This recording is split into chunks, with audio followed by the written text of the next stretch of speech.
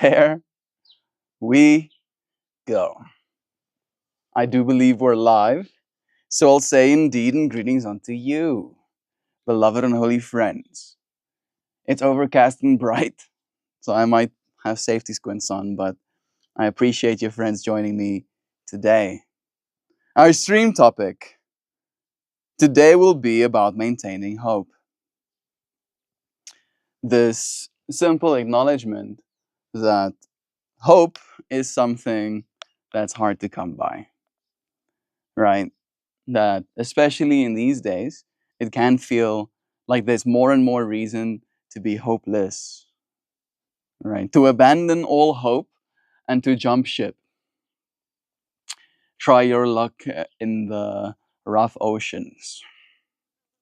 However, I believe that one of the roles we get to play as human beings is this role of the bringers of hope, the maintainers of hope. If you really paid attention to what's happening right now all around the world, it's very clear that people are realizing something's got to give, right?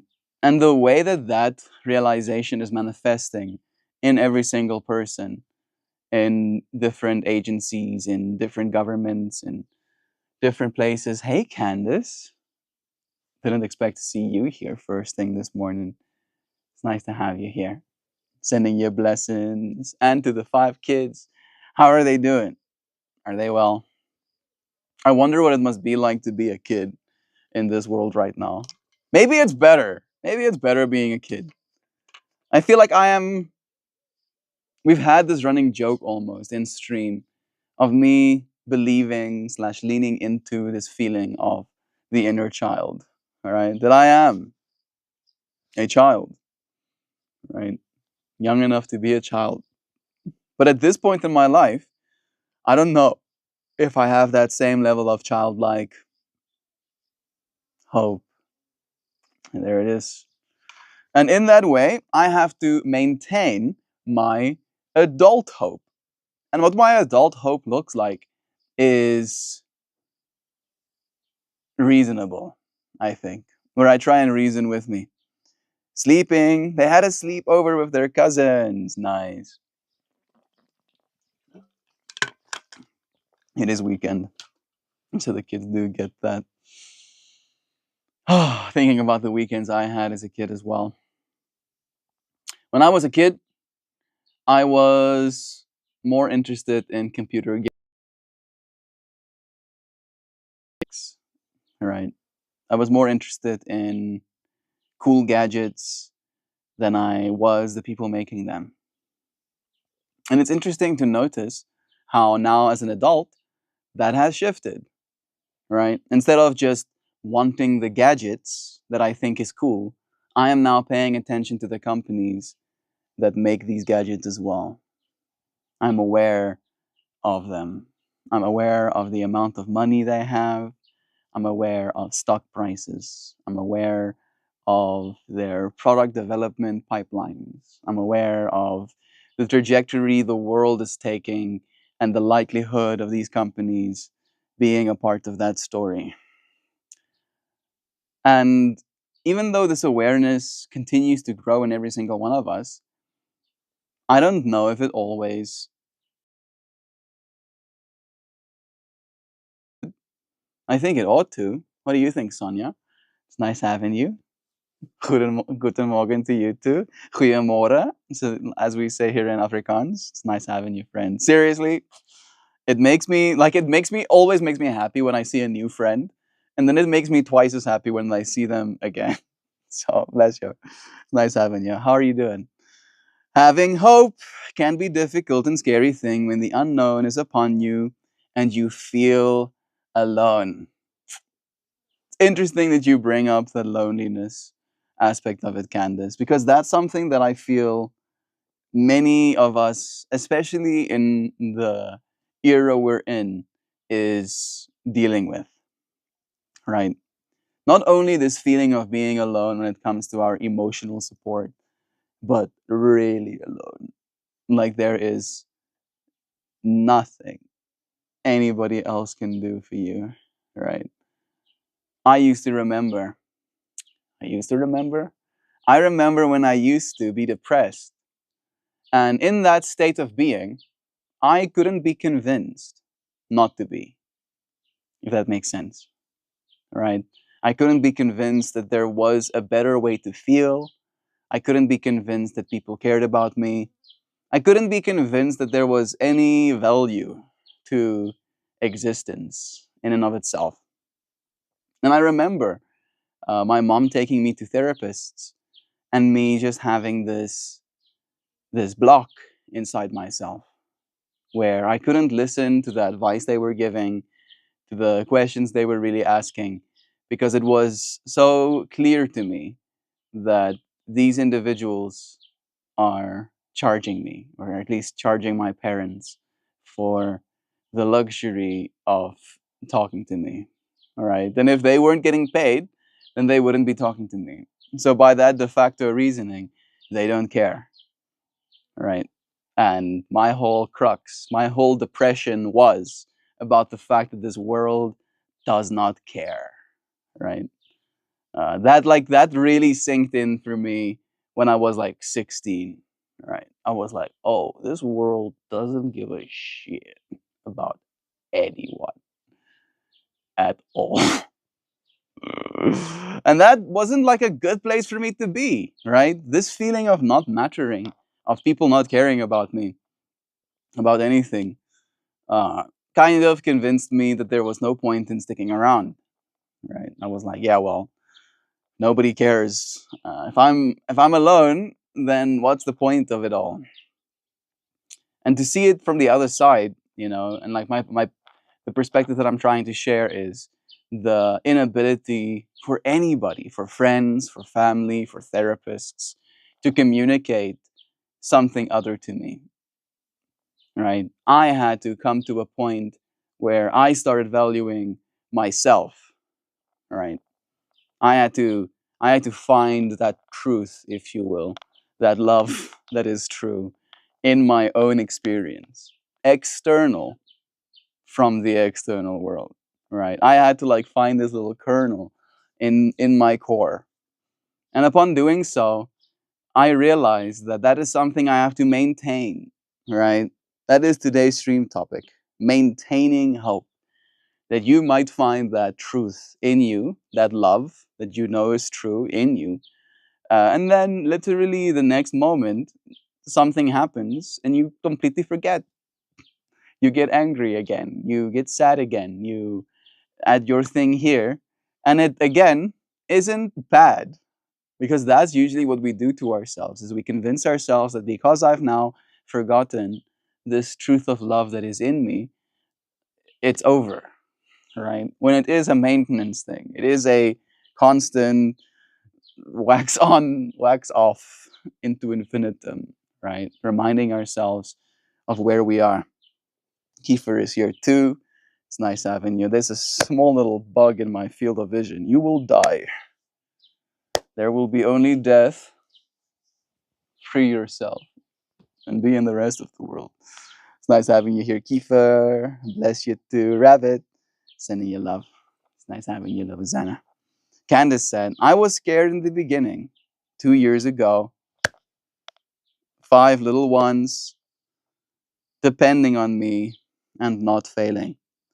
Hope is one thing that I had, but I got on food stamps and government housing, and now off HUD and food stamps.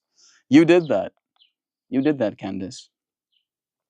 You're the one who maintained that hope, right? And I'm so happy that in your country, you at least had that momentary support, right? That you could at least apply for government housing and food stamps.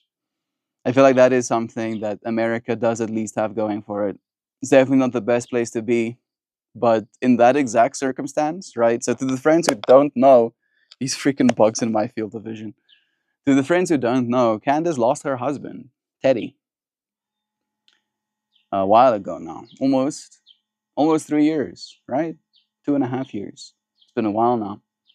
And she lost him just after having her son. She had four daughters and then had her son. And like going from a family unit, right? A complete family unit, if you will, a nuclear family unit, to being a single mom with five kids. I don't think there's many ways for things to be okay in a circumstance like that, right? And as I said, at least there was the means for Candace to like request help. Why are there so many bugs around me? Please, please give me space. Oh, please. Yeah, and that help. Again, there is this, I think, misconception in the hearts of many people that see these forms of help, these forms of support, as free handouts, right? As something that is going to be taken advantage of. And I'm willing to admit that some people will take advantage, right? Like, under no illusion that isn't something that's happening as well. But what I am willing to do is admit that that's not the case for everyone, and to just, honor Candace in this moment and celebrate her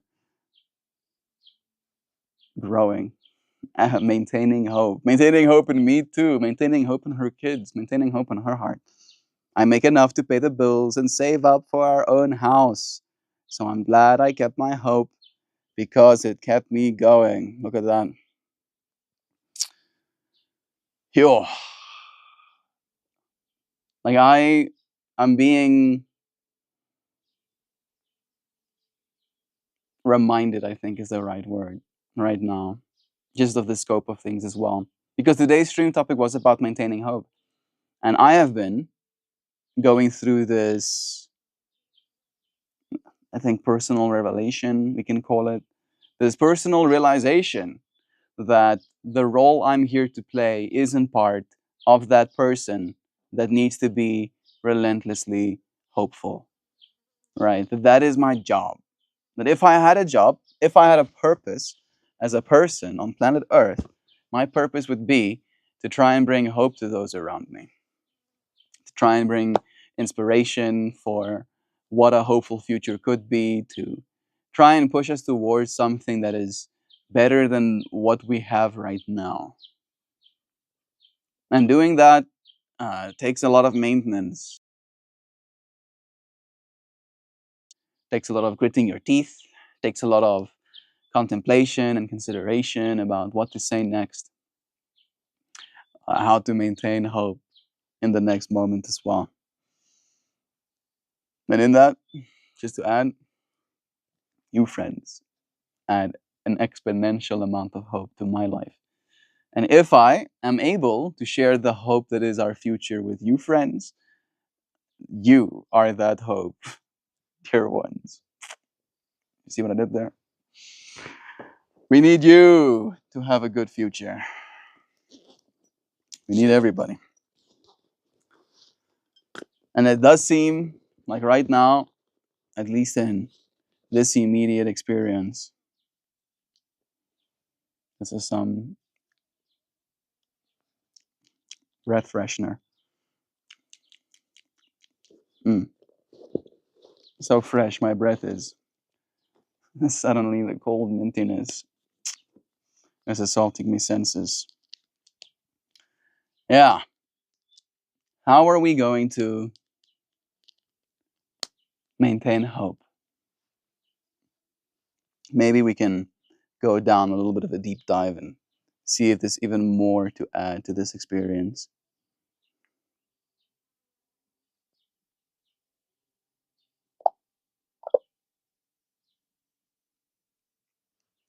Me and some friends are considering the concept of maintaining hope, seeing it very much in the same way you could see a vehicle.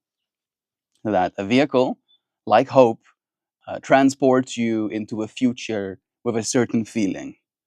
And every vehicle, at least as we have it right now, requires some level of maintenance. Some vehicles require more maintenance than others, but the vehicle that is hope requires a lot. And the vehicle that is hope requires more when things aren't as good as they could be to the society. I think it also depends. That definitely does affect this vehicle of hope, depending on where you live.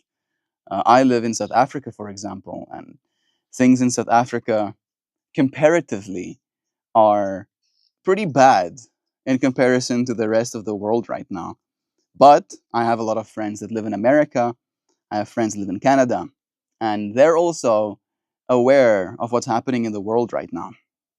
And there is definitely this experience of feeling worried, feeling a sense of uncertainty, and I want to, at least for all of us that is here right now to listen, bring more hope into our hearts. Maybe you can give us some pointers, things that can bring some hope, things that are changing right now for the better.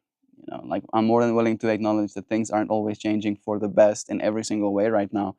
But in which ways are things changing that is hopeful? Give us some perspective. I'm gonna read your comments now, Candace. See, you sent us a bunch. I'll let this thing start. I'm trusting that it's gonna do so in the background.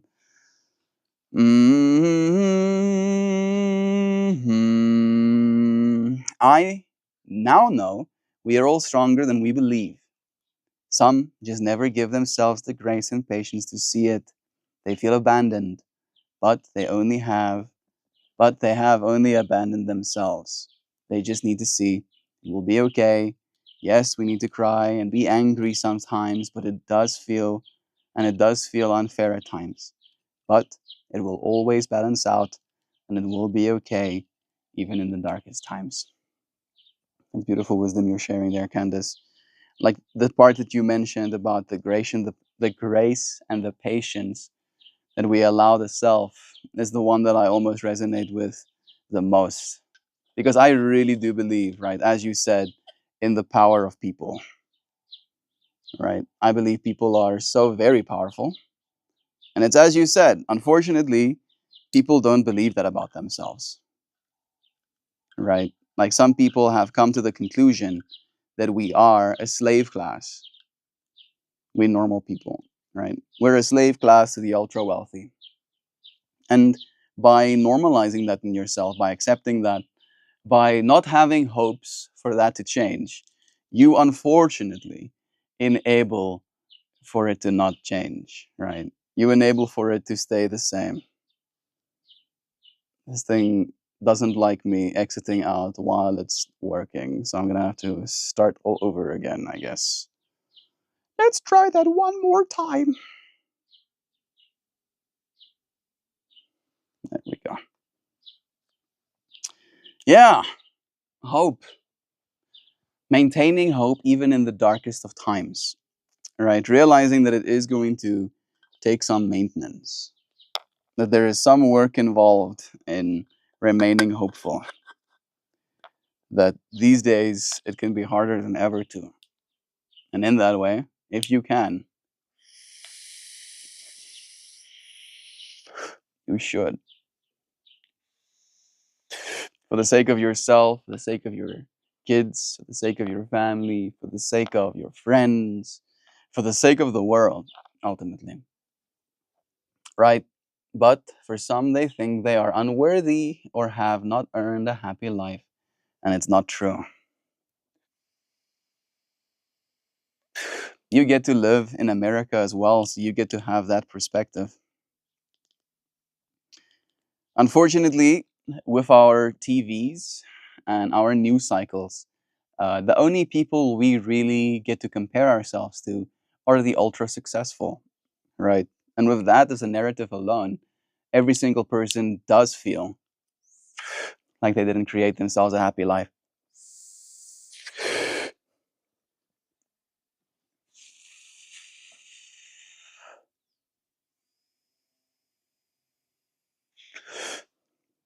Comparison is the thief of joy, after all, right?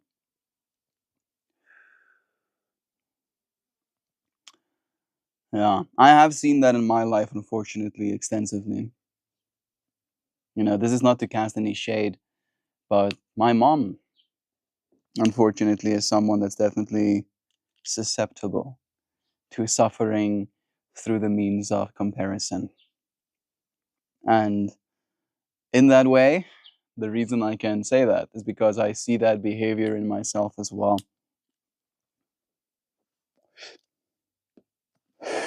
Having high standards,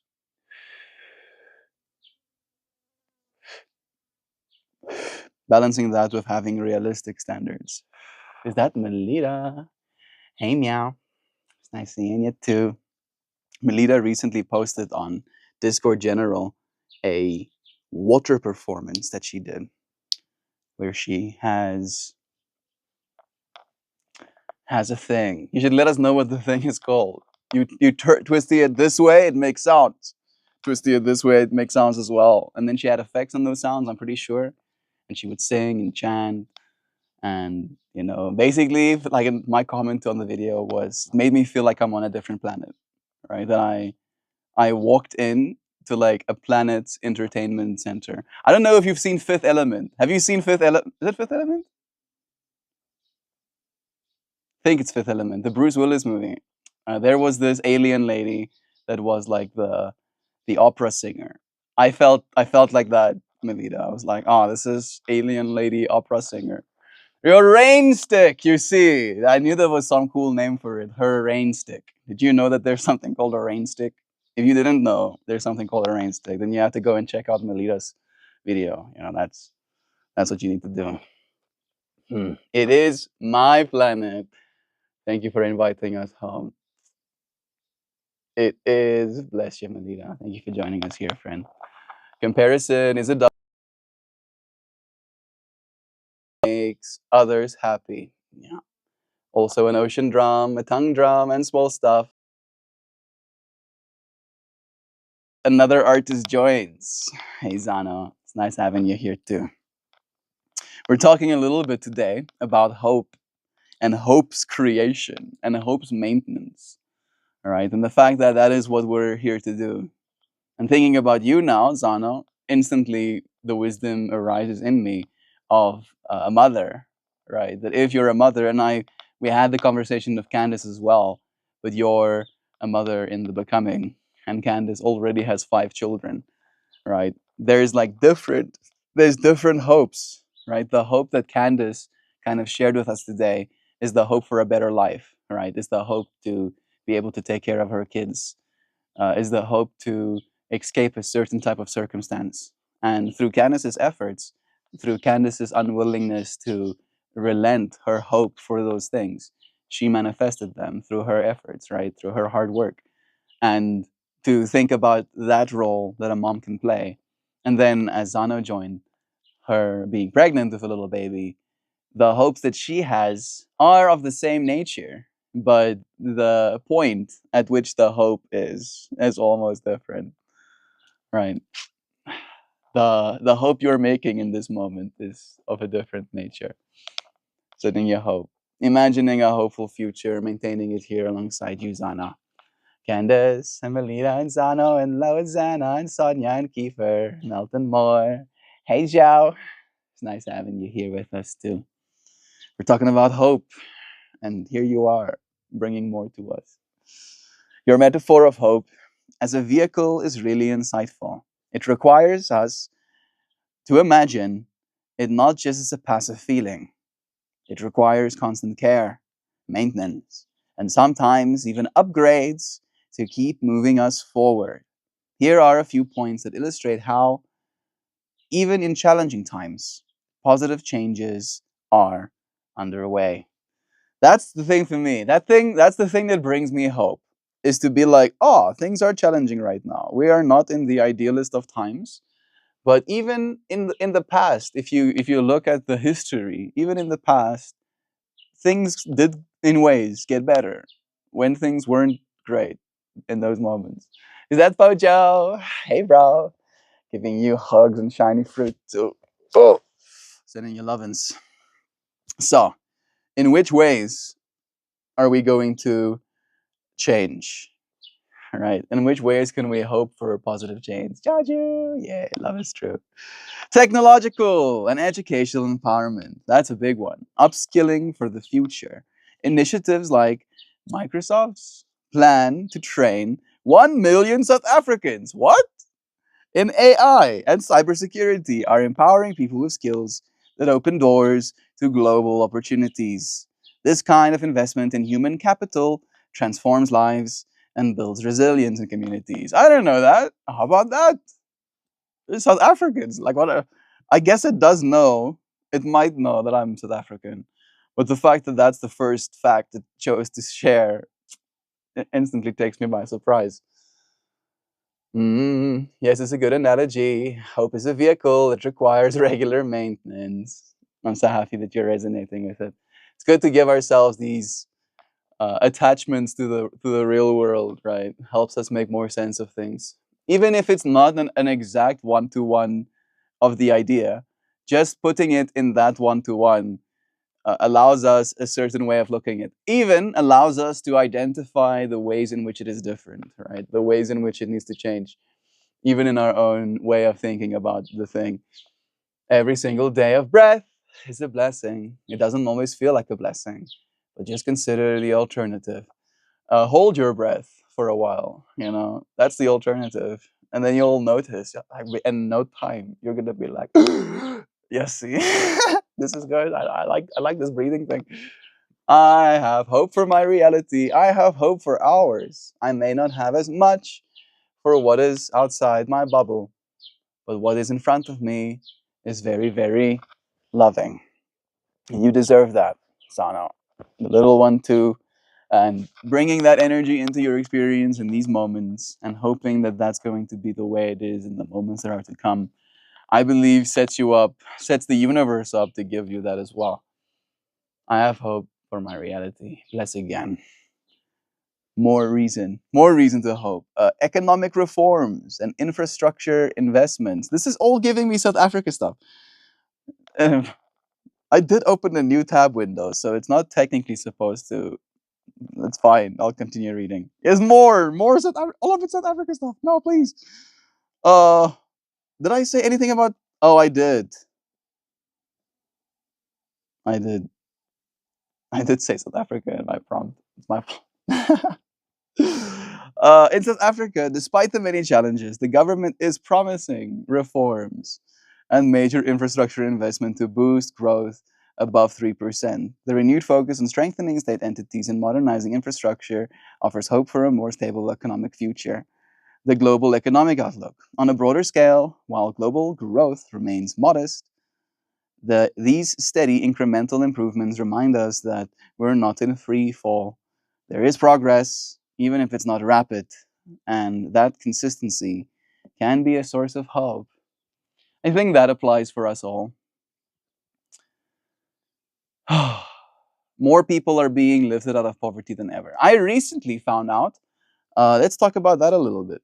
Tell us about Brazil's poverty eradication initiative and how many people it's helped already, how many people it's lifted out of extreme poverty, and how good it's been for the businesses because Brazil implemented this very rudimentary form of universal basic income.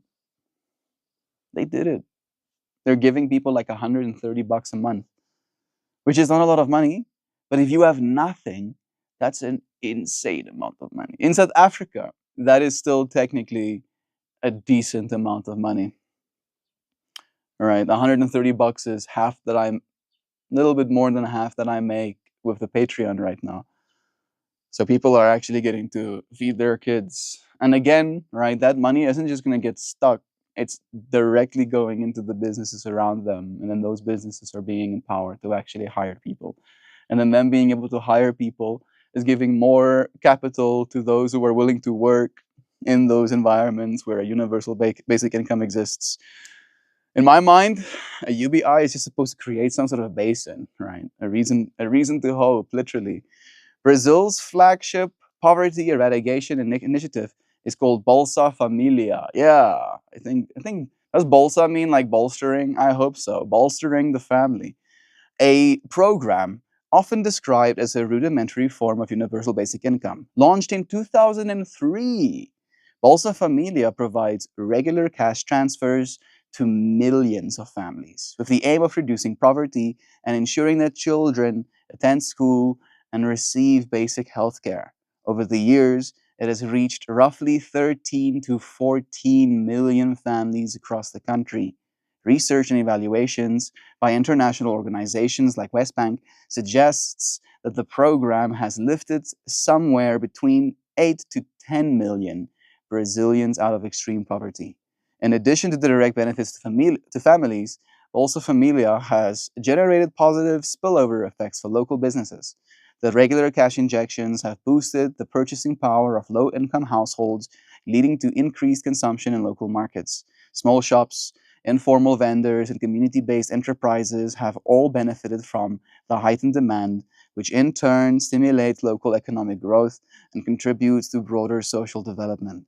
In short, Bolsa Familia has been a transformative tool in Brazil's fight against poverty, not only easing the immediate hardships faced by millions of families, but also helping to create a more vibrant and consumption driven local economy that benefits businesses as well. That's the thing that I believe as well. That's a reason for hope, right? Because if the powers that be want things to business as usual, and we're going to robotics and artificial intelligence, then the only way for us not to be bored and hungry is to make sure there is still an economy, right? And if they are taking the means to actually produce from the individual, then they need to at least give the means to purchase to the individual. And in the same way that the ultra wealthy is already paying for security and paying for insurance, this, in my mind, will just be a part of that slice, right? Of like, yeah, we do this because the alternative is worse, significantly so. And again, Brazil is a massive economy, right? Brazil is really big. I wonder if I want to use a faster model. Yeah, let's see. Can you tell us about the Brazilian economy and what percentage of GDP is Bolsa Familia actually taking? And what is the estimated return on value into the economy because of this expenditure? When the gap gets big enough, they start funding us. I do hope for that, lol. Again, Zano, it's going to be a matter of that's going to be the smart thing to do, right? As of 2003, Bolsa Familia's program have expanded significantly, reaching 21 million families across 5,570 municipalities. They have 5,570 municipalities. I guess you would. I forget that little towns also have municipalities. True. The average benefit per family stands at 670 BRL. I guess that's Brazilian's currency. Brazil's currency, resulting in a total monthly investment of over 14 billion Brazils. I'm sorry. I'm so sorry. The expenditure represents only 1.5% of Brazil's gross domestic profit product. The program has demonstrated a substantial return on investment. Studies indicate that for every 1% of GDP allocated to Bolsa Familia, there is an associated economic growth of at least 2 percentage points in the first year within the recipient statuses. You see, so it's like free money to the people that already have money, all right? And in them making themselves free money, at least the people that literally have no means of getting money have money. All right. And I believe that there is this insanity, that boils underneath humanity, right? That as soon as the veil thins too much, right? As soon as that blanket of comfort gets taken off, right? The insanity pours out. And like it's better to keep that blanket nice and tight over that insanity.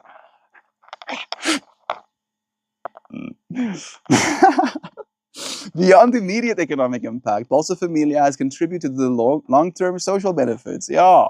Since its inception, the program has lifted approximately 25 million Brazilians out of extreme poverty. The numbers have changed, which bothers me, but these numbers apparently are the 2023 numbers, so it might be even more at this point.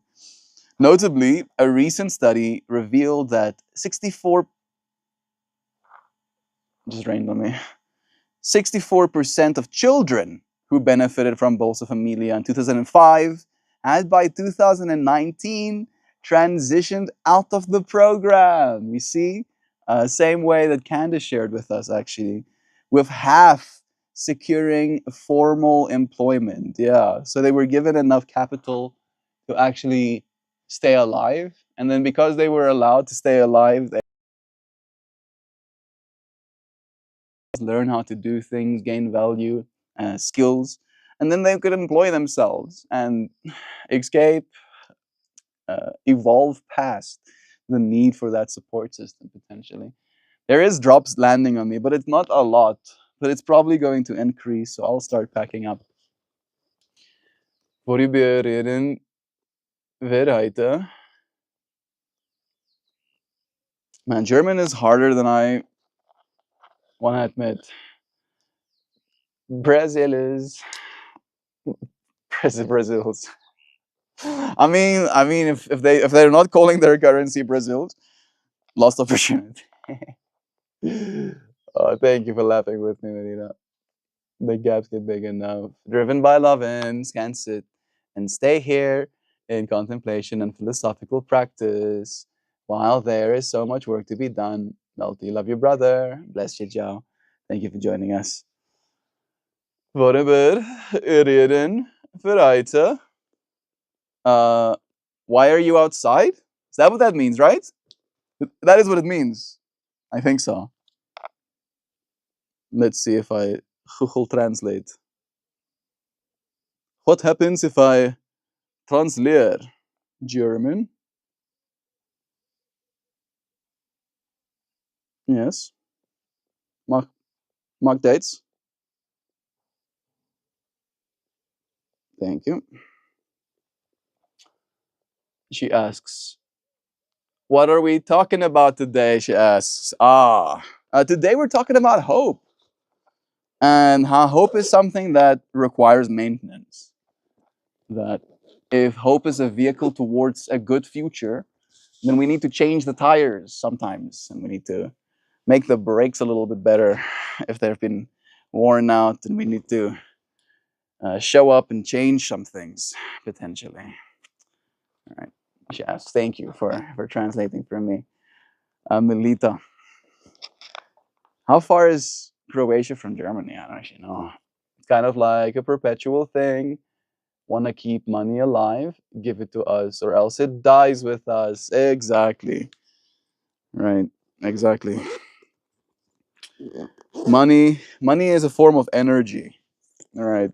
And if you store all of the energy in the world in only a very small amount of batteries, all right, it'll be financially expensive to run cables everywhere, for example, to get that energy redistributed. And if that energy cannot be redistributed, the machinery that can again create more economic value, can create better quality of life, stand still if they don't have this energy of electricity potentially, but also this energy of capital. So yeah. We need we need money to become energy again, and we need money to become hard and trustworthy. Yes. And we need money to be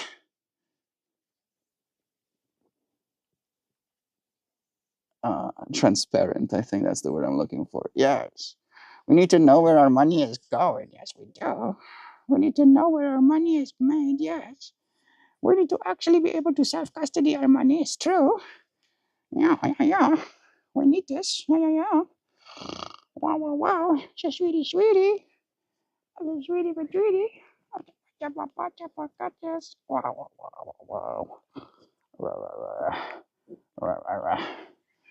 the rain is increased beyond my level of comfort in staying in it. So I shall gather me things. Yeah, and move.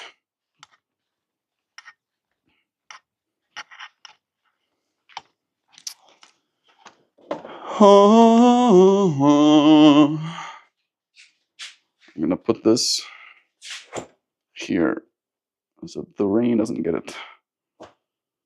Sweet. Sorry about that. Pardon my English is no good sometimes. Austria is closer though. Checks out. I learned German by watching Japanese anime on German dub. That's actually hilarious. Austria is closer. Pardon my English is no good sometimes. It's okay, Sonia. My English is, I think, unironically better than my primary language at this point. It's a matter of exposure, you know. How much time you spend talking it. I've grown pretty comfortable speaking English.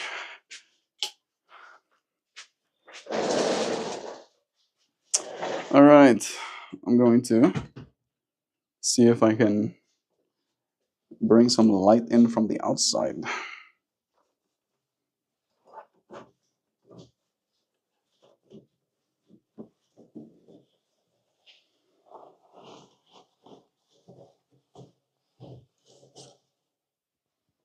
Boom.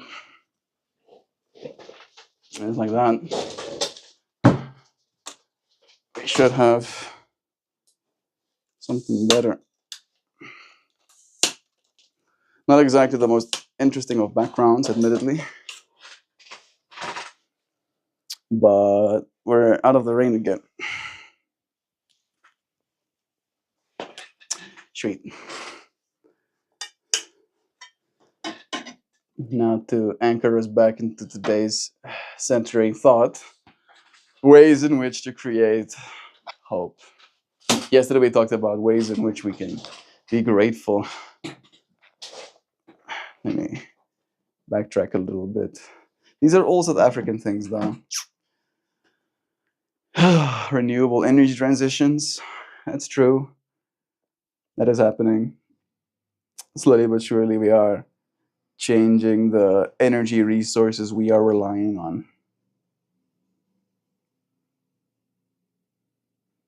I'm literally looking at, let me show you. Looking at that that connection right there is a solar connection because there's a solar panel on top of the roof. All right, and here in South Africa, we don't always get to rely on steady power. So having a solar panel means that I get to believe, I get to rely on the fact that I can power these devices, power my internet, so that I can continue to do this work. So that I can continue to honor the promise of the everyday forever. Every day, forever and ever and ever.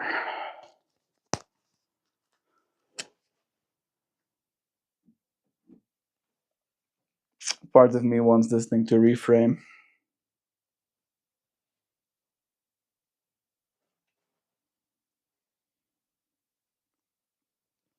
This feels a little bit too South Africa focused. I want you to reframe it in a little bit more of a global context.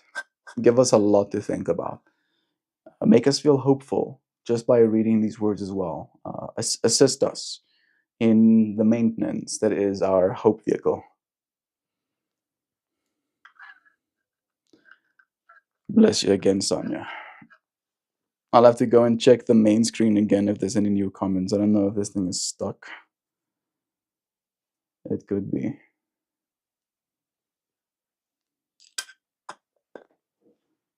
In the grand tapestry of our global narrative, hope is the thread that weaves resilience innovation, and progress together. As we navigate the complexities of 2025, several global developments serve as beacons, illuminating pathways to a more promising future. There is a technological renaissance happening right now. This is true. Artificial intelligence democratization. It happened with DeepSeek. Yeah. The advent of cost effective AI models such as China's DeepSeek is a revolutionarily is revolutionizing accessibility. So if you don't know what that's about, you might have heard about ChatGPT. So ChatGPT is a company, or let's say OpenAI is a company that made a product that's ChatGPT. And OpenAI had to spend a lot of money on research and a lot of money on hardware in order to get us the product that is ChatGPT. And then DeepSeek, a Chinese company, gave us a better product than ChatGPT technically is, especially better than the ChatGPTs we've had in the past or the ChatGPTs that are free to access right now. Better than that, and they made it free and open source.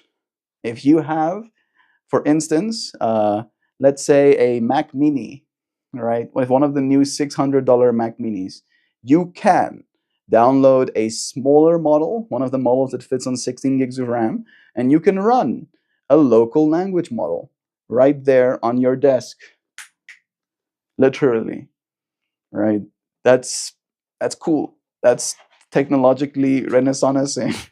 This shift enables startups and nations worldwide to harness AI's potential, fostering innovation across diverse sectors. The global investment in AI.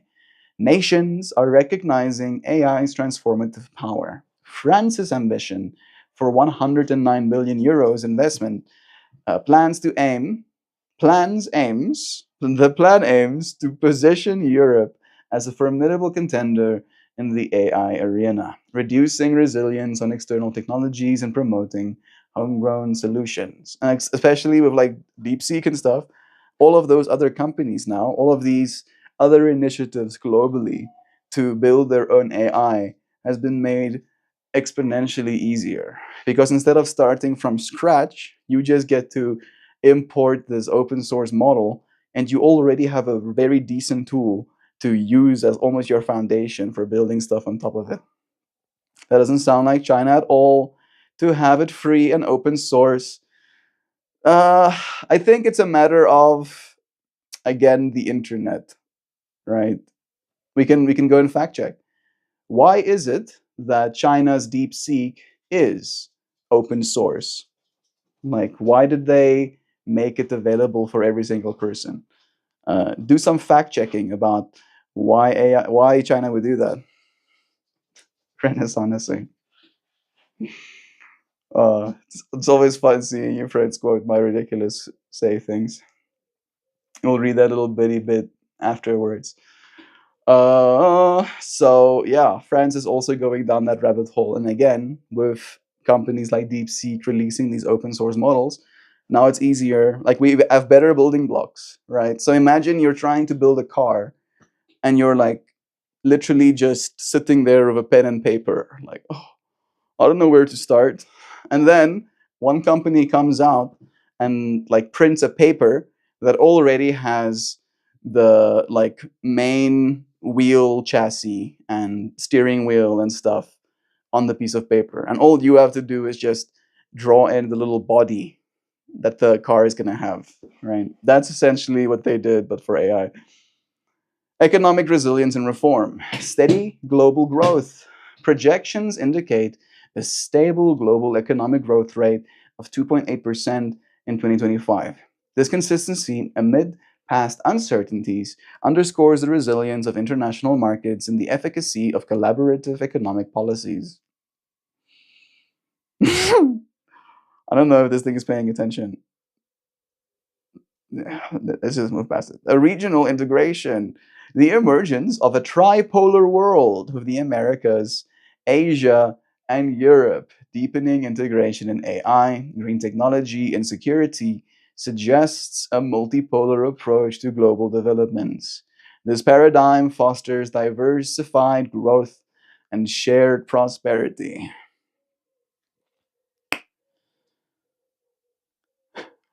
I mean, it can. It can. I don't know if it has historically. Right, we. Ay! You freaking creature. Jeez. How did he get? I guess it fell on the ground. This thing is getting freaking eaten by this creature. I just hear like chewing sound, chewing. I'm chewing something. I'm chewing. It's not. It's not completely totaled. Freaking creatures, because they're trying to prove something. They're trying to prove something. The tripolar thing. Yeah, everyone's trying to prove that they're right, right? Like the American world wants to prove that they're right about capitalism. Then the European world wants to prove that they're right about socialism. And the Asian world potentially might want to prove that they're right about communism.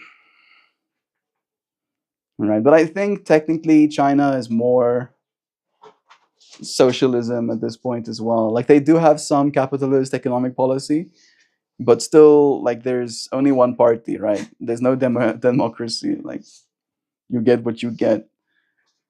And the way they're spending people's money in China, if you look at the amount of infrastructure development, they're spending it better than most of the other worlds. At the very least, comparatively. Freaking mosquito thinks he can come and eat my feet. Willy willy. You can get zappoed. Oi, go and play outside, won't you? Thank you. Mm, yeah. Continuing. Energy initiatives, multi-tripolar, yeah. So again, like us being tripolar, unfortunately also creates the whole division thing, the whole potential for war. I do imagine in the future we're going to be waging war on like the digital plane, right? Mostly, for the most part, right? And if there's going to be wars, it will almost be started on the digital plane as well. Hopefully, we can just kind of stay there, right? Maybe we can like have our war and eat it too, from the perspective of let's just simulate war. Let's just in this playroom bomb each other here without losing any human lives and without spending billions and billions, trillions of US dollars on building machines of death. How about that? Right? You can build the coolest machines of death ever on a computer. And then you can launch that computer death machine on the web. And then you can computer death machine the other person's computer death machines to death until the game's over. And then you can like respin it up if you want to. Tripolar sounds wild. It sounds better than bipolar. Does it? I don't know. I know you know. Ah yes, I am tripolar. It's like what the fuck does that mean? What does that mean? Who's the third one? Yes, I am sad sometimes, and then I'm absolutely happy sometimes, and then I'm alien sometimes.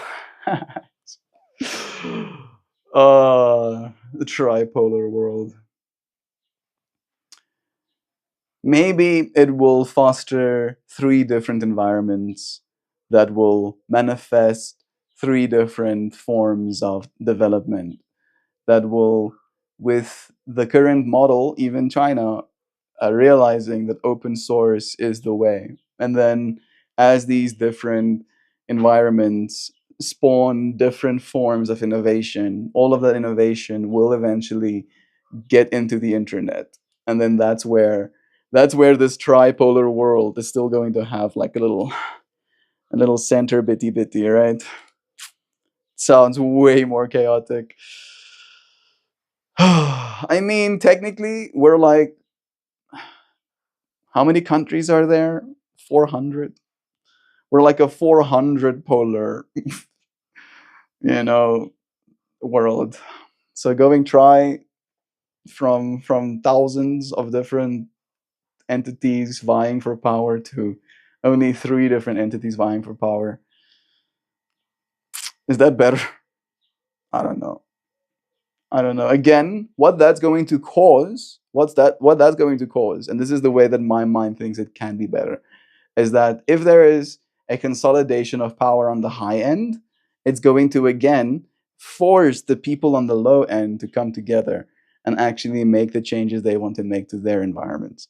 Because the less power there is up top, the more responsibility falls to the individual, right? If that power up top is distributed to thousands of other people, then they get to hold that power over you, wherever it is they are. But if that power is all the way here, then in the same way as in the times of past, people would just make sure they're okay, you know. Still looking at it's fine. I got some character on it now. Yes, so much character. Environmental stewardship and innovation, sustainable energy initiatives, technological advancements are paving the way for eco friendly solutions. Innovations like solar powered reactors that convert atmospheric carbon dioxide into sustainable fuels exemplify the fusion of technology and environmental responsibility.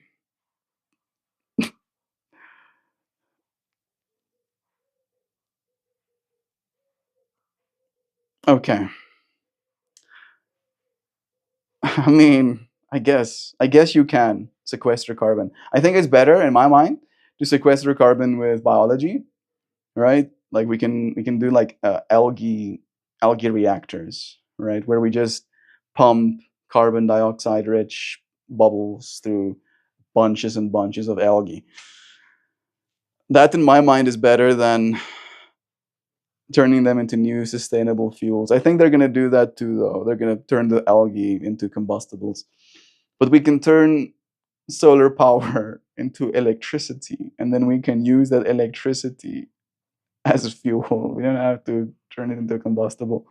Global climate commitments. Nations are increasingly adopting policies focused on sustainability, investing in green infrastructure, and prioritizing renewable energy sources. These collective efforts signify a unified commitment to combating climate change and preserving our planet for future generations. And I can hear in the zeitgeist of our minds there being this green energy, or why is America abandoning all of their green energy initiatives? Because there's less money for America to be made in switching over to green energy, right? America is producing the most oil on planet Earth right now, the most gas, I think, as well, on planet Earth right now, right? So, and if you, I don't know if you've seen what slice of the pie that is. It's a big slice of the pie. And right now, China is, because they've been investing for the last 27 years or whatever into the development of these factories ahead of the curve when it comes to the manufacturing of these renewable technologies, right? And in that way, it's in America's interest to deregulate all green initiatives, burn and pump as much oil in the short term so that they can make as much money as they can right now, because there's no money to be made and only money to be lost in the embrace of green technology because they weren't investing when they were supposed to in the transition that's coming, right? But the investment has already been made, right? It's like a matter of let's just think about it from investment in like the stock industry, right? The people that were born 70 years ago, if they were investing $20 a month into the stock market when they were 18, that money would be worth a lot right now, right? And the person who didn't do that, if they were just saving their 20 bucks or whatever, they might not have the same amount of money, right? But that money still got invested and the value still increased and the world still moved in that direction, whether or not one person didn't want to contribute or participate in that system, that game, right? And the game that's now being played, that's actively unfolding in front of us, is the game of technology, right? It is gonna change things, right? And it's just a matter of whether or not we get to be a part of that change, right? And by being here right now, you are quite literally as well. Scientific endeavors and discoveries, space exploration milestones, missions such as NASA's upcoming Pandora mission sets to observe exoplanets, exemplifying humanity's insatiable curiosity and drive to explore the cosmos. These endeavors not only satiate our quest for knowledge, but also inspires global collaboration and technological advancement. It's true. Medical discoveries and breakthroughs are happening too. The development of AI chips, minuscule yet mighty, promise to revolutionize medical imaging and quantum communication, heralding a new era in healthcare and diagnostics and treatments. And then cultural and societal progress. Global health initiatives. The focus on longevity and quality of life is becoming a universal trend. Investment in preventative healthcare, digital healthier, more fulfilled lives. And then educational empowerment is the last one, last point. Access to information and learning resources is expanding, with digital platforms breaking down traditional barriers. This democratization of knowledge equips individuals worldwide with the tools to innovate, create, and contribute meaningfully to society. In essence, as we traverse the landscape of 2025, these global strides in technology, economy, and environment, science, and culture collectively fuel our hope vehicle. Doggos are breathing super loud. Phew, it is pretty hot. You let me know how good the noise cancellation is. Doesn't seem to be picking up a lot of it. This is significantly cooler. I think it's time for me to say goodbye on this vertical stream. We have been here for an hour. I appreciate your friends for joining me, and I'll see you again on the next one. I love ya. Let me just check and see that there's no new messages.